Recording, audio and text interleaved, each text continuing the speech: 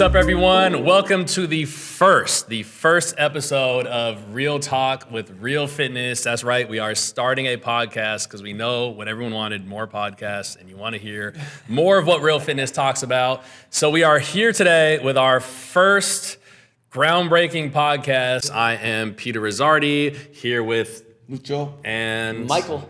And today we're going to deviate from the fitness a little bit, and we're going to talk about random facts about us. A random fact that you don't know about us that has nothing to do with fitness, just a little insight into our lives, because you know we're more than just trainers. We haven't always been trainers. So Lucho, what's a random thing that you've done in your life that people would have no idea? Training has always been part of my life, but during that course, I've also entertained other aspects of career choices. Yeah, because you've been training since how long? I've been training since my dad introduced the allowance factor. Okay. We started getting allowances since we were I was like 6. Yeah. It was like quarters, but it was always done like this. By exercise, I had to do a certain amount of sit-ups, certain amount of lunges, certain amount of pull-ups, Yeah. so I could get a certain amount of allowance. Okay. How long have you been training clients for? Close to 35 years. Ooh. 35 So, yeah, years. you've been in this a long time. So that's a long time. But between 35 years, I've done all this stuff. And then one of the ones, here comes the big reveal. A lot of people know this, a lot of people don't know this, but I'm also a licensed stylist, hairstylist. So Okay. I know this comes to a shock for a lot of people, even my colleagues, that when they but, realize like, that. Can we pause for a second and look at his hair? I know. Like, is that really a surprise? Like, I don't think you've ever lost a follicle of hair. yeah, and just since, look at like What I learned, look at what I learned. Yeah, yeah. It never deviates from how it looks. Like, has anyone ever seen Lucho with a bad hair day? Like, No, I don't think You know what? now we know why. Only I criticize myself that I'm having a hair bad day, but you guys Did you always. say hair bad day? Oh yeah. There goes another of my glitch speech. But everybody here thinks I have a good hair day. And believe me, sometimes I feel that way and sometimes I don't. Do you style anybody's hair now, like as a favor? Or Oh as a yeah, friend? yeah. I do it so I don't lose my skill. Yeah, That's yeah. one. And I believe it or not, I enjoy my time with people that I like, and if I cutting the hair, we enjoy our conversation. So it's always a good moment. I never have a bad moment. It's like personal training. When I personal train, I enjoy my moment because I like my clients and I like the energy, the feedback. So the hair work was almost the same thing because it's like a one-on-one. Do you think you were the buffest hairstylist ever? Yeah, and it was moments where people doubted my orientation because I was a hairstylist. Wow, Lucho the hairstylist, bitch. Y'all didn't know that. Watch the questions roll in. All right, look, enough about me. We got All right. who's Mike, next? Mike. All What's right, your all what's right. what do we not know about? Yeah, Mike? what do we don't know about Mike? All right. Well, yeah, like you said, I've been on this planet for a good few years, so I've lived a few lives. But when I was, I just graduated high school, and I needed a job. Before that, actually, before graduating high school, my mom, my dad, my sisters, or my stepdad and my sisters decided to leave Delaware. We were in Delaware, and come out to California because our next door neighbors in the trailer park, yes, I grew up in a trailer park. The next door neighbors had decided that they were going to leave Delaware too and move to Fairfield, California. And so my mom and my stepdad decided that they were going to follow. So we sold everything and got in a van and drove out to Fairfield, California. And when we got there, we hit this Motel 6 right off of I-80, and that's where we stayed. We lived in this motel for about a month, maybe even longer, a couple months. To the point where, it was expensive, but we didn't have anywhere else to go. So my mom and my stepdad ended up working at the motel. We had finally moved out of the motel, and so I needed a job. My mom was still working at the motel, so she got me a job. I started out as in the laundry, and that's where you clean all the sheets and it's the absolute worst job you've ever had. Yeah, I've ever had. It's like gross, man. cracked Motel 6, hands. You don't know what's coming in and out of there. Went from there to the front desk, and then I realized that the front desk was not where I wanted to be. And so I became a hotel maid, which is wild. So there's a rule, you can't go more than 48 hours, I believe it was 48 hours, without maid service. So by law, if you're in the room for more than 2 days, you can't refuse to get your sheets cleaned. And like, I think we had to go in, we had to clean the sheets and we had to clean the toilet at an absolute minimum, or change the sheets over. So there was this guy that had moved into the motel. His mom was paying. He was this sort of ex-drug addict. I think he was a diabetic, type 1 diabetic, so he was on insulin. And he was in room 116. None of the maids liked cleaning his room because it smelled bad in there. He just was kind of a slob, and trash and garbage and shit all the time. Room 116 was on my section this day, and he hadn't gotten his service for 2 days, so I had to go into his room. And so, you do your knock, maid service, do your knock, and after a couple knocks, if they don't answer, you use the master key and you open the door. So master key, I open the door, and the window is shut, so it's dark inside. He doesn't have any of the lights on, but he's sitting in a chair in the corner of the room. He's just sitting there, and it's just like, oh, okay. I'm like, I'm just gonna clean the sheets, or I'm gonna change your sheets, and I'm gonna clean the toilet. I'll be out of here. He doesn't say anything. He's just sitting there. I'm like, fine, whatever. So I peel the bed, I get the sheets done, I go in, I clean the toilet, I'm talking up a storm, blah, blah, this, blah, blah, that. Meanwhile, he's not saying anything to me, just kind of being a jerk about it. Now, before you leave the room, we're trained as the maids, is that you gotta turn on the wall-mounted air conditioner. You just turn on the fan, and then you take this spray that's supposed to freshen the room up, and you're supposed to spray it into the fan so that it kicks up into the room. And then you're supposed to crack the window open a little bit of light in if the window's closed. So there I go. I kick it on, spray it, open up the light, and I look at this dude in the corner, and he just looks weird, and I'm just like, dude, are you okay? And he doesn't say anything. So I get closer, and the closer I get to him, I can see that there's this pool of this pool on his chest. He's sort of slumped down into this chair, his chin is on his chest, and he's vomited into his chest. His glasses are hanging down like this, and the closer I get, the more I realize this dude ain't moving. And so I'm like, are you okay? And I grabbed his hand, and his whole body moved. So he's dead as a doornail. Damn. And rigor mortis has set in, so his whole body is stiff. Wow. And I was like, so I ran out of the room, I ran up to the front desk, opened up the door, and all I knew what to say was, dead guy, 116. And of course there were people signing into the room, they're looking at me, and they're like, what? I'm like, there's a dead guy in 116. And anyway, so they call the paramedics and all that, the ambulance shows up, fire truck shows up, the whole thing. If you ever go to the Motel 6, Prepare. in Fairfield, California. Yeah, don't stay in that room. Asked to stay at 116. Bad mojo there. Wow. All right, so my turn. Mine is, so I'm 43. When I was 28, I actually moved to Seoul, South Korea, and I was an English teacher out there. I had a lot of jobs in my life, and I spent the first part of my 20s. I graduated college. It was I worked at Enterprise Rent-A-Car because that seemed to be they had this spiel that it was not it. So I worked at Enterprise Rent-A-Car, then I worked at a law firm, then I worked for a dairy company in logistics. So all that to say is I had these random kind of admin, cubicle desk type jobs for a solid 6-7 years out of college, and I was just burnt out. This isn't the life. I was doing training part-time, coaching high school track and stuff, but bulk of my day was sitting at a desk in front of a computer, looking at Excel spreadsheets. I was like, this sucks. I can't live like this. So shout out to my friend Benny, who he had been teaching in Korea for a few years, and I was kind of thinking I need to change. I want to do something else. And he was telling me about Korea and how he's all you need is a degree. All you got to have is a degree, and they'll hire you, and you teach English, and I travel all the time. And so I was like, all right, cool, I'm gonna do that.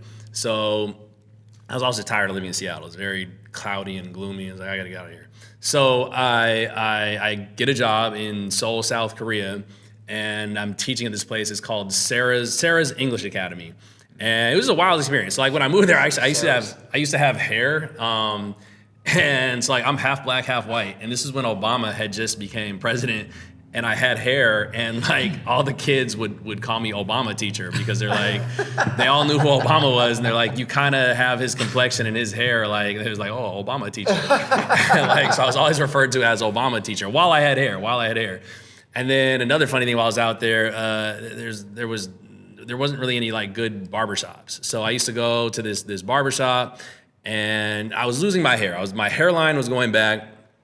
And there wasn't a good barbershop out there, so they're already kind of messing up my hair. And so I ended up shaving it off. And I'm like, well, wait, I look way better. Like, all my friends for years were telling me, hey, your hairline sucks. You need to shave your head.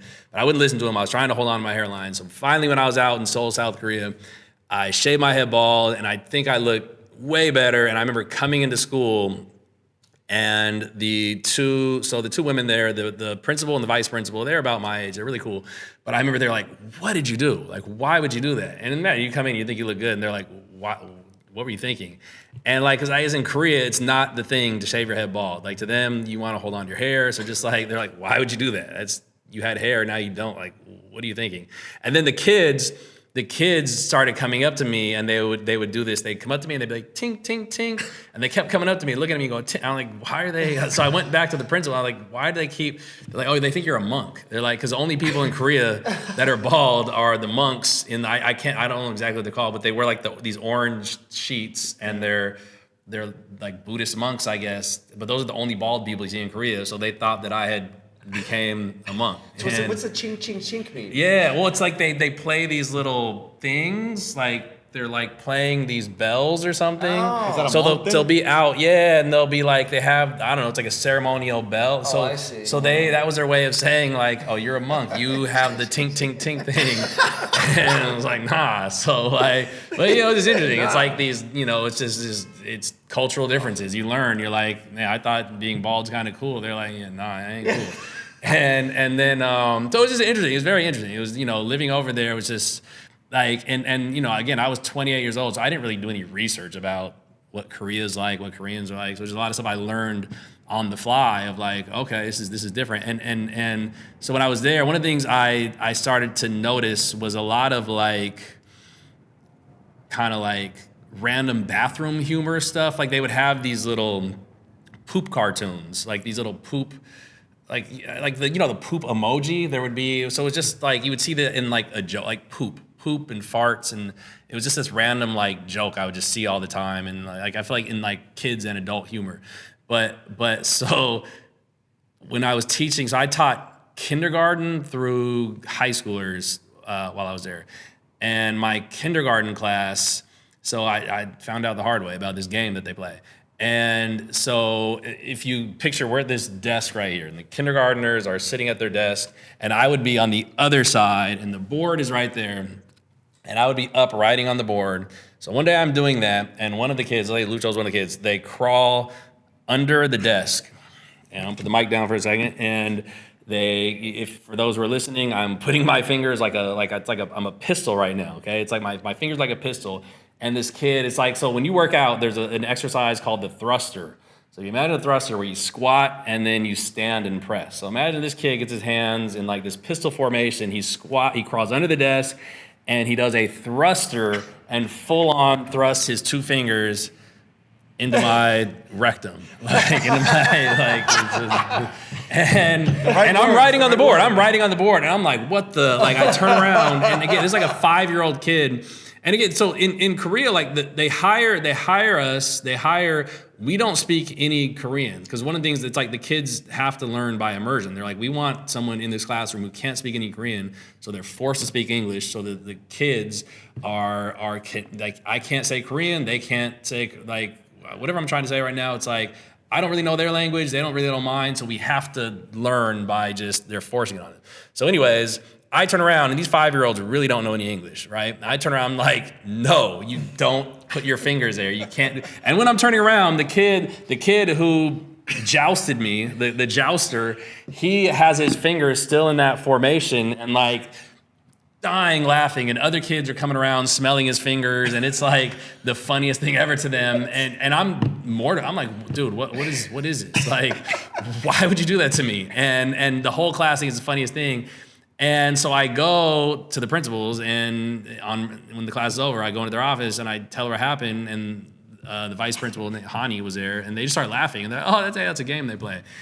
And I was like, what? That's not. Like, That's okay. And it was called Dong Shim. The game was called Dong Shim, which roughly translates to shit needle. And it was, so I got jousted and I learned what Dong Shim is while I was a teacher in Korea. But yeah, I was a teacher in Korea for about 6 months, and it was a fun experience. A lot of things like that, and it's a beautiful city, and so I bet you didn't know that about me, that I lived in Korea. I got dong shimmed, and they thought I was a monk. So I think Peter won the story. I think so. Dong Shim. I'm going to have an exercise tomorrow called Dong Shim. Like, what is this? Well, you get your fingers in a position.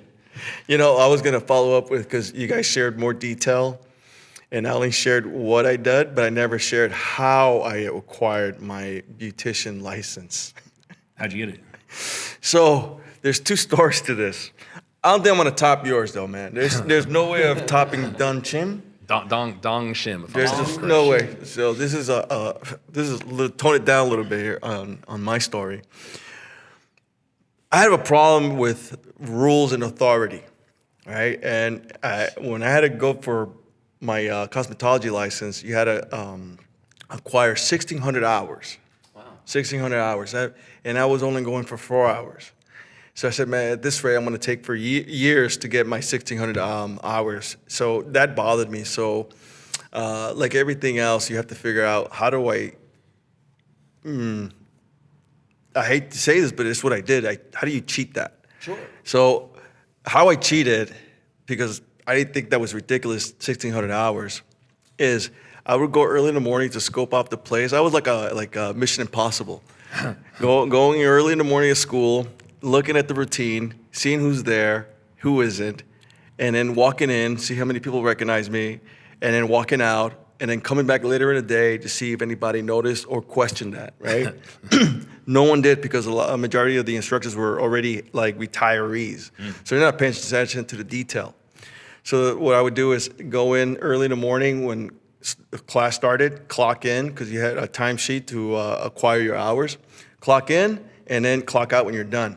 So what I would do is clock in and then just talk to a couple of people real quick, make some small conversations, go to the back door, escape, go to work as a trainer, and then come back in the evening, pretend I clocked in, and then just stay for the 4 hours that I normally would do. So I'll probably get about 12 hours a day, right? So I did that until 11th month, and everybody's praising me. You did it! No one figured it out how I did it. Everybody's praising me. So crime does pay. But it gets better. That's one part of it, right? I cheated to get my hours quicker. The other part was my state board exam. And I remember I met this girl that was going to be my model, because you need a model. And it has to be over 18, and they have to have their license, and we had to be in Glendale for the state board exam at 7:30 in the morning. I showed up at 7:15. My model shows up super late and hungover and forgot her driver's license. So I'm mortified right now, like, oh shit, I got an exam in minutes and I got nothing. So this is how life's pressure makes you react, and this is what separates what I want to say, like die trying, right? Like figure it out. So at that very moment, I remember I was looking around the streets and I saw a gym in a corner, and my reaction was to go there. And I went inside the gym, I looked around, I looked for a female trainer. I found a female trainer, she was training a client. I just went up to them and just excused myself and just told them that I have an emergency, that I have a state board exam for my cosmetology license. My model showed up late, hungover, didn't bring her license, and I'm in a situation where I am in dire need of help. I know you're a trainer. I remember telling her this. I know you're a trainer. I know how much you make in a day. I will pay for your day if you could be my hair model. And I remember when I was saying that, the lady that she was training turns around, looks at her, and says, "Oh, honey, help him out," right? So she canceled or she stopped her session so the trainer could grab her purse and then come with me so I could get my exam going. And that's how I acquired my cosmetology license. And it made me realize one thing. It's hard to find an excuse when you're that determined and that dedicated to acquire what you want out of life. Absolutely. By any means possible. You'll figure it out. You'll figure it out, and pressure does that. And you'll be Pressure builds diamonds. Yeah, pressure builds diamonds. Well said, and it shows you what you're made out of. Shows you what you're made out. All right, y'all. And on that note, now you know a couple things about the RF trainers that you didn't know before. All right, y'all, and that concludes episode 1, Real Talk with Real Fitness. Thank you all for tuning in, and stay tuned for episode 2. All right.